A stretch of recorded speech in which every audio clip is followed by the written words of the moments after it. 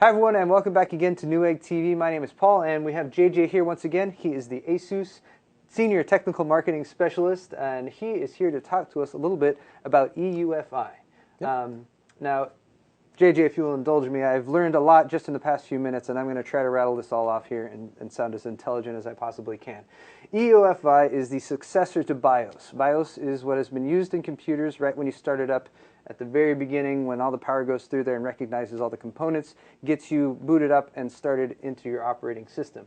UEFI is the new version of that. It's been a long time coming. Have I messed up at all so far? UEFI. UEFI, I'm sorry. UEFI, which stands for User Extendable Firmware Interface. Extendable Firmware Interface. So we're trading up from BIOS to UEFI, and there's some benefits to that inherent. So what we're going to do today is we're going to go through a little use case scenario.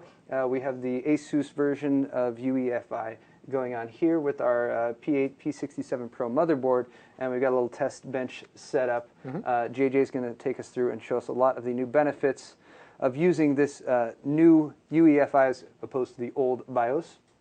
And before we get started with that, just to go over what we have set up here, again, the P8P67 Pro motherboard. This is a Sandy Bridge platform. We have an Intel Core i5. Core i7. I'm sorry. Oh, it's, yeah, Core i7. We have an Intel Core i7 2600K. The K means it's overclockable. We're also having an ASUS GTX 580. We're running the very popular Cooler Master Hyper 212 Plus, so we're going to show you what we can do with overclocking on air with this system. We have a Crucial C300 SSD running the operating system, and we have 8 gigs of Corsair Dominator DDR3 memory. Did I forget anything? I think that rounds us out there. We got a 1,350 watt power supply, which is way more than we need. But so anyway, so JJ. Yes. What's so great about UEFI? Well, I mean, there's a couple of different things. I mean, first and foremost, the biggest change that most is immediate is it's going to be more graphical. But outside of that, there's some base fundamental changes. For one, it allows us to have more addressing space. So this gives us the ability to be able to add additional functionality, maybe different types of interface functions, certain types of graphics, icons, different types of implementations such as that. From an end user perspective, there's not too much that's going to change or that they're going to have to worry about when they're using the board. Everything's pretty much transparent. The biggest plus that they'll get is, of course, for the newest crop of 3 terabyte drives, everything is functional. You're going to connect this drive, you can boot to it, you can use it as a slave drive, it doesn't matter. It's out of the box, ready and supported, so it's good to go. When it gets to actually utilizing the BIOS, this is where some changes have come into play, and this is where we spend a lot of our time taking back feedback and redesigning a BIOS interface for this new standard. So here we can see we've got the Pro board booted up here, and we're in the BIOS. The first thing you see is that the initial page doesn't look anything like a normal BIOS screen. It's a lot prettier. Yeah. So we spent a lot of time on here to try and give a quick and easy kind of one-stop shop for information, some overclocking, and also boot functionality. So as we can see here, we've got the time, the date, the board, the BIOS revision, the CPU, the amount of memory that's populated, the build date. So quick piece of information all right there, readily available. We have full mouse control here, so we can go ahead and select options. So here we have the CPU and the motherboard temperature defined. Voltages are supplied as far as information regarding the CPU voltage and the power supply rails, and then also CPU fans. So as actively, if you were to put more fans on the power headers, you'll actually go ahead and see what the rotation rate is. So that gives us additional information as well. Very nice. Now, moving over here into the system performance section, this section we've cultivated for people that are looking for a quick and easy way on overclocking the system or getting more performance. And is this this particular section here unique to the ASUS version? Correct. This entire interface, which we call the Easy Mode, has been entirely customized exclusively for our boards. Okay, so you're not necessarily going to see this exact graphical interface if you're not using Yeah, ASUS. and as we discussed earlier, there might even be other boards that are on the market that might not even have UEFI at all. So we're really proud to not only have UEFI across the board, but a special graphical interface as well to give you some other options. So our first option here is we have a special power saving mode. This works with our EPU dedicated hardware chip that's on the motherboard and actually will undervolt the processor, allowing you to get even lower temperatures and less voltage being consumed by the CPU, so helping to extend the life and the overall efficiency of everything that's being run on the platform. It'll actually reduce anywhere between about 30 to as much as 70 millivolts. So we've done a lot of testing. It works with the hardware controllers on the board. It's all made real time, quick and easy. All the user has to do is just click that button, hit F10, or save, and that's it. They're good to go. Saves a bit on your power bill, I'd imagine? Yeah, definitely.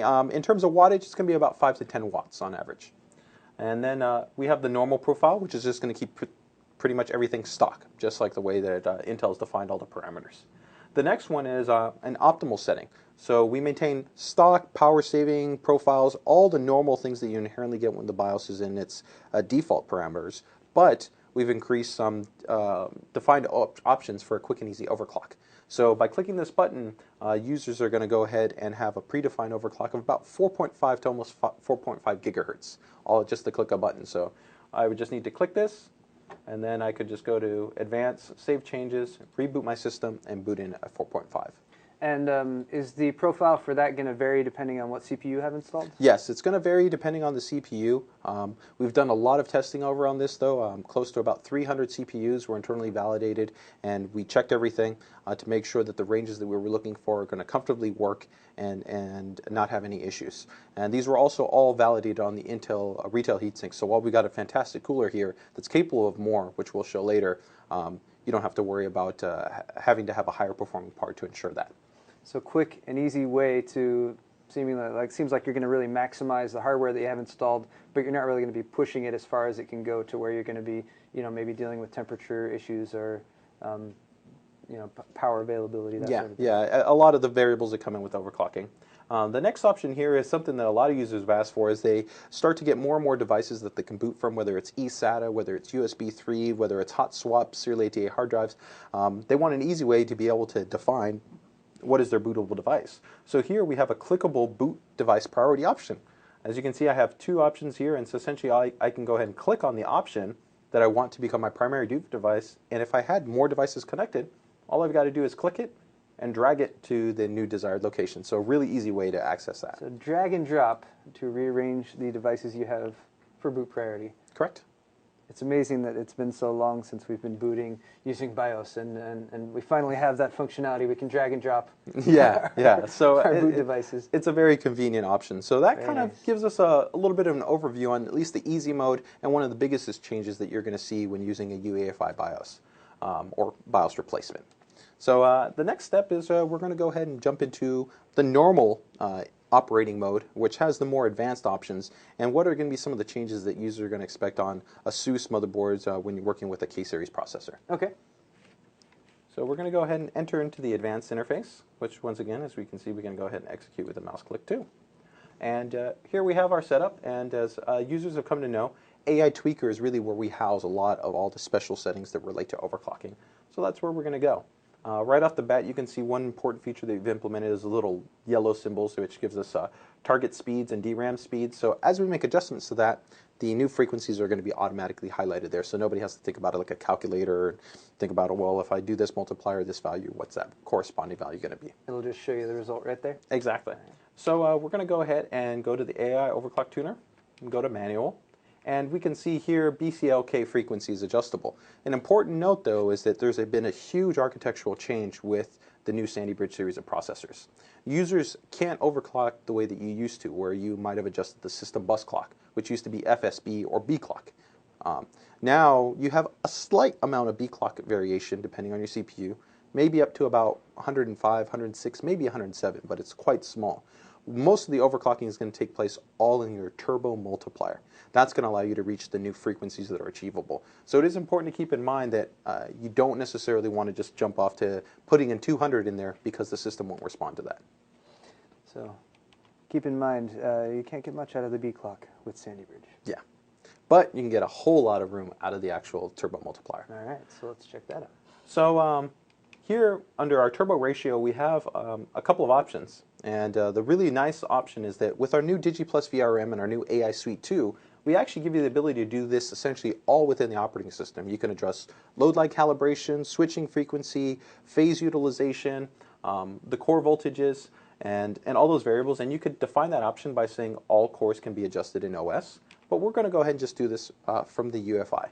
Okay. So we're going to go ahead and say in the BIOS, and we can see here we have per core count. So we're going to go ahead and try 4.8, which I think is a pretty nice number, seeing as historically previous air cooling used to be topping out at about like 4, maybe 4.2 gigahertz.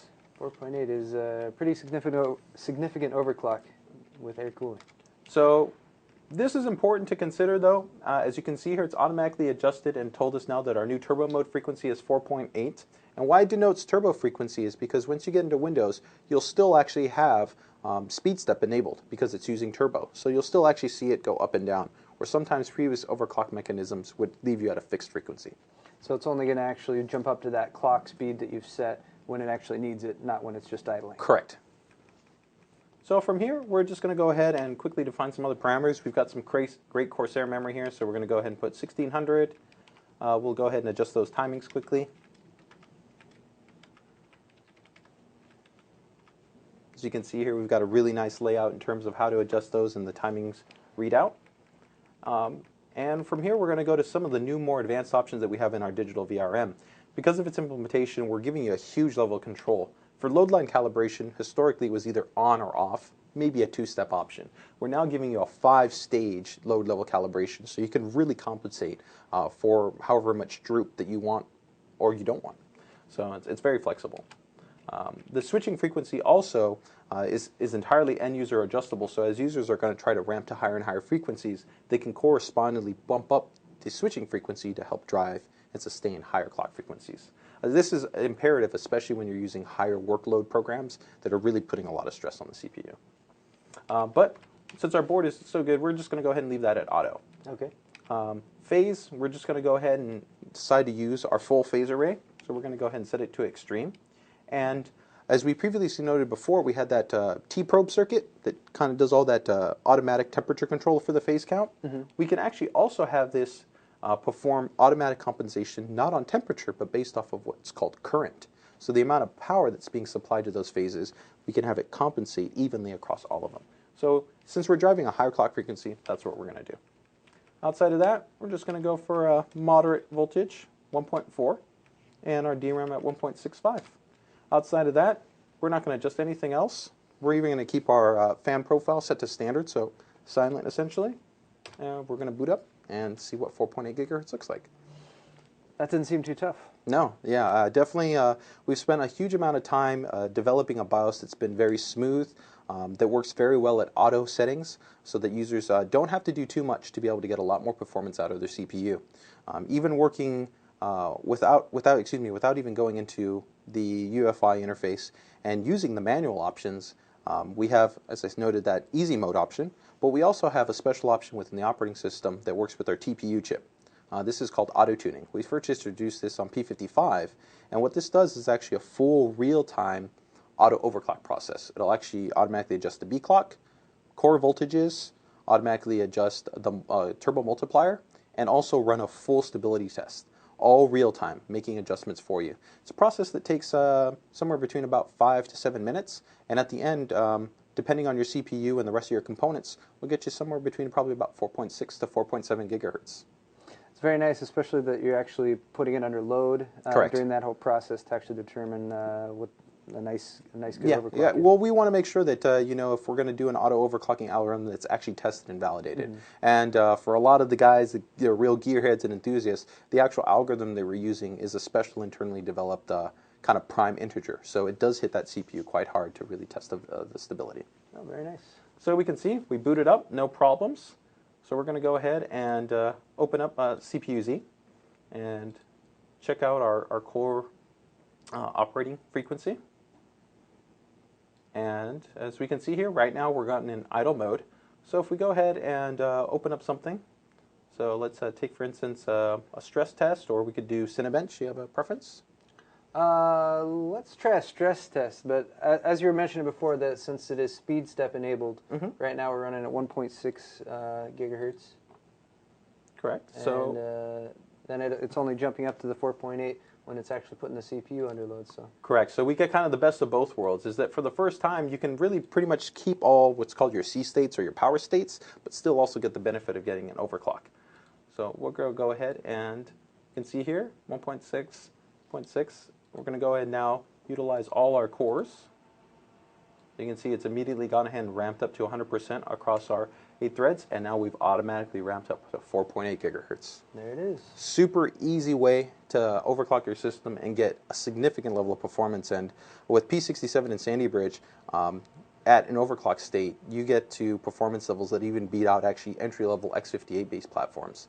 So a whole lot of performance that can really be easily accessed. That is especially impressive when you consider that the power draw is less. Yes, and also the temperatures.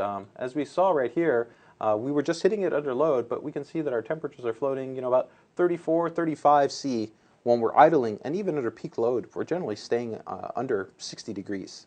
Man, So that's chilly compared to a lot of yeah, a lot of especially running at 4.8 gigahertz. yeah, it's quite impressive. And jumping in here into the AI Suite 2 interface, this has kind of been something that we're really proud of. This is going to give us some of those options that I was talking about. And the big change is that historically we used to have a whole bunch of different applications. So we had our PC probe, and we had our AI Suite, and we got a lot of feedback that nobody wanted to kind of be Batman. Nobody wanted to have 7 different programs all active at one time. Mm-hmm. Now you can actually have all these applications all in one tab and one interface, and depending on the user, they can even make it modular. So let's say if all I was interested in was maybe overclocking, I could disable a lot of these other functions and just keep the ones that I want. So let's say I just want Turbo V Evo, Digi Plus VRM, PC Probe, and Sensor Recorder. I can just hit apply. It'll go ahead and close out of the application, unload those other modules, and then reload just the ones you want. So you can make it as lean as you want or as feature rich as you want. So you really got a lot of flexibility. So you can see here we have less options, and if we go to our new Digi Plus, this is a big first. Because we're using a digital VRM, the AI Suite 2, the TPU chip on the board, which is helping us make all these hardware changes from the operating system, allows us to have an unprecedented level of control. For the first time, we can adjust load line calibration, so we can compensate for voltage droop, real time in the OS, OCP, so that's the amount of current that the VRM is able to handle before it shuts down, switching frequency, which is that driving strength in terms of the frequency that's helping to drive all the settings that we're providing for our overclock, the phase count, and even that T-probe functionality. It's all real-time accessible in the OS, no need to reboot. It all happens real-time on the fly. So you can adjust the overclock frequency, you can get into all of those details for your overclocking spec. Yeah, and, sure. You can do that all from within the operating system. Yeah, definitely. We even have other options in here. If we go into our actual Turbo V option within the BIOS, within the AI Suite 2 application, we can also continue to adjust the actual turbo multiplier as well as actually B clock. So as we can see here, we have our B clock frequency, the core voltage, and even CPU ratio. So we could go ahead and either apply more voltage. If we hit on here, it tells us that the system would need to restart, and from there, once it reboots, or if we would have set that option to just make the adjustment in Windows, we could actually just start adjusting the multiplier on the fly. So we could boot up at 4.8, and let's say we wanted to try to get to 4.9 or 5. It's all easy and all on the fly. All right, so that's a great first look and introduction to the new features available in AI Suite 2, all available from within the operating system. Correct, and present on our entire lineup. So all the way down to the entry level, all the way up to our flagship, they all feature the options that you see here. So even on the entry level board, you still get that. Yeah, even on our P8P67 standard board, you still have the digital VRM, the auto tuning options, the load line calibration. That's all available to you. Perfect. Now you were mentioning the auto tuning feature that was available. Can we check that out? Maybe reboot back to stock and see how it goes with running that. Yeah, sure, not a problem. All right, so JJ has rebooted. We have set everything back to stock speeds. By the way, the stock speed for this Core i7 2600K is 3.4 gigahertz is the base clock speed, and 3.8 gigahertz is the turbo boost speed. So we're going back to that, and let's take a look at how the auto-tune features. We're going to go back into AI Suite 2. One quick thing I want to note before we actually get into the auto-tuning portion, one of the things that we're proud to introduce also was, like we talked about earlier, all our boards essentially offer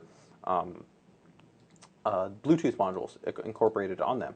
And with those Bluetooth modules, we have an option that's called BT Go, which is an easy way that essentially users can access either monitoring information for overclocking purposes. They want to see maybe the temperatures, the voltages, things along those lines. But they also have the quick and easy way of that they can go into the AI Suite 2 app, search for BT-enabled device and also do data transfer. Ah.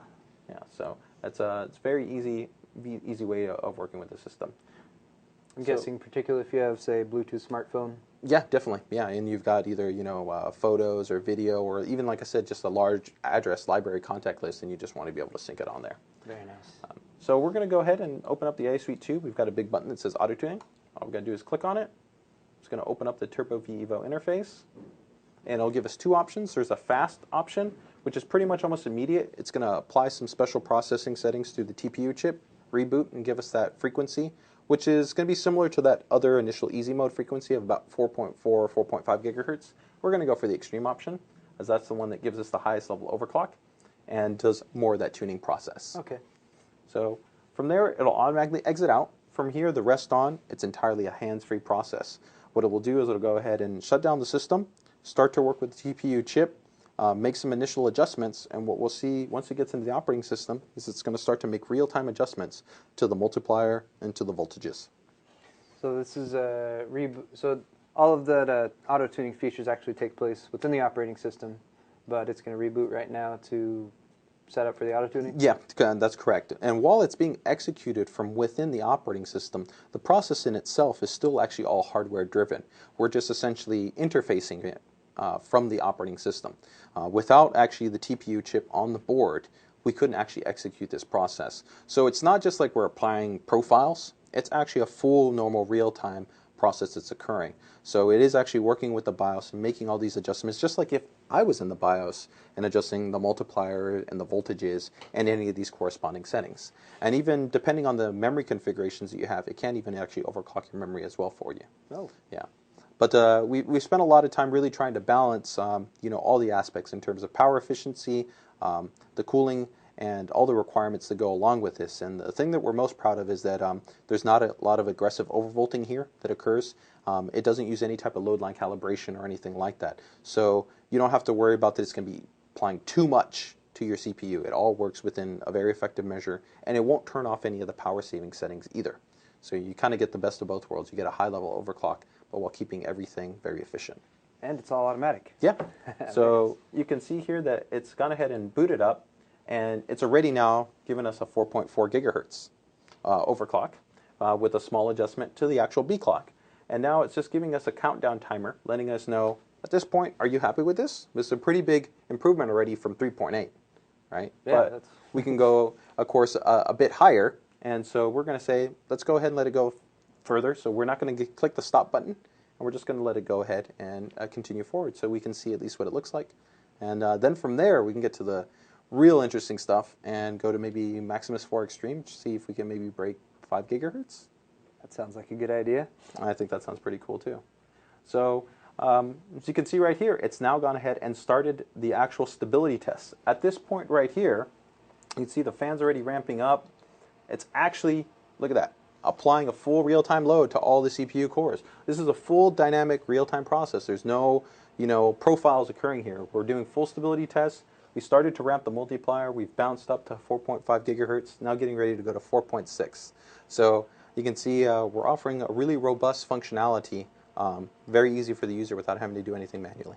So it's going to keep nudging that up and running the stability tests until it gets to a point that says, okay, you know what, per these predefined parameters for safety, for temperature, for voltage, all these ranges, this is what we feel is a real high level quality overclock, and you're good to go.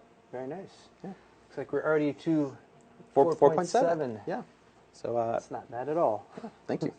That's almost 1 gigahertz full overclock right now. Yep. And 4.8. It's going to continue to ramp up. So pretty impressive implementation.